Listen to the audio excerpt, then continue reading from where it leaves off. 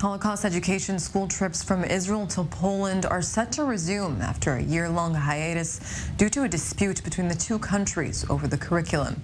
The draft agreement, which still requires Polish ratification and approval by the Israeli government, is being criticized by some Israelis for its inclusion of sites that relates to the suffering of non-Jewish Poles during World War II. Some critics argue those Poles were involved in the killing of Jews. Israeli-Polish relations have been strained in recent months following the Polish legislation that criminalized blaming Poland or Polish behavior for Nazi crimes. Earlier, I spoke to Dr. Aron Mor, advisory board member of the European Shoah Legacy Institute in Prague, over the fight over the narrative of the Holocaust. Take a listen. It's a bad agreement. It's a shameful and bad agreement.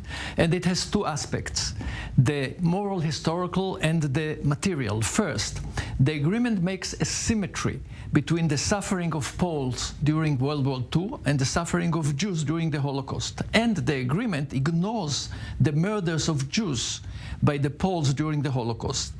In this way, the agreement causes a long-term damage to the memory of the Holocaust, as the moral imperative of the Holocaust is lost. Now, the Polish nation is a great nation, as it was proven by history. Therefore, this attempt of the Polish government with such an agreement is simply disgraceful. Now, it's a bad agreement because the youth trips are premature for high school students, as they are coming back with fascist tendencies. Instead of objecting any discrimination, a research study resolved that some of the youth argued after the trips that Arabs in Israel do not deserve social benefits and that Arabs should leave Israel altogether.